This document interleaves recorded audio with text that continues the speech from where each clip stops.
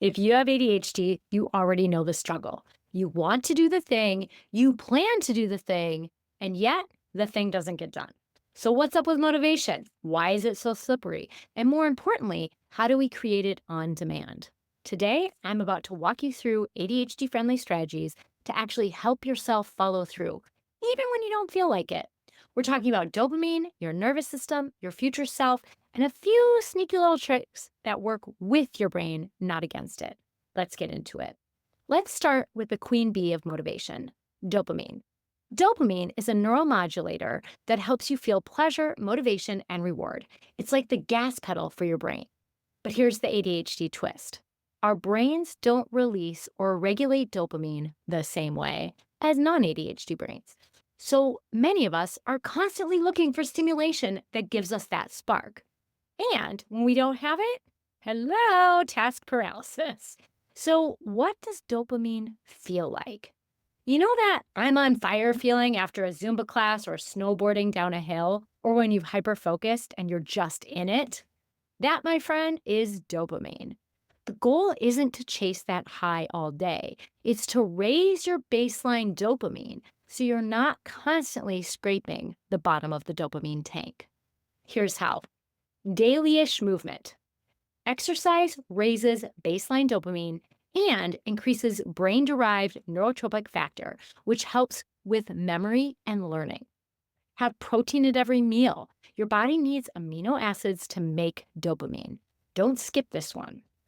Certain music literally spikes dopamine, so make yourself a get started playlist and get to it. Solve small problems, like cleaning out your email trash folder or fixing a glitch. These micro accomplishments are mini dopamine hits. Think of these like red berries, quick little sophisticated dopamine snacks.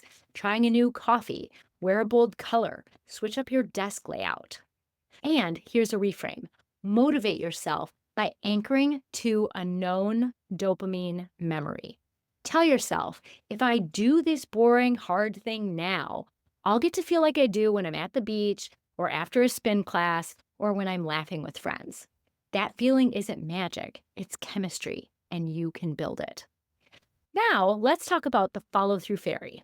She does not just show up because we scheduled something, right? She comes when we've left her a trail of breadcrumbs.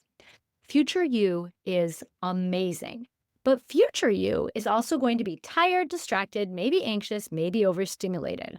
So, right now, while you're watching this, is the moment to set her up for success. How? Prep the tools. If you want to journal, leave the notebook on the bed. If you want to film, charge the gear now. Make it easier to start than not to start. Consider the 2-minute rule and other low barrier entries. Have a plan B strategy.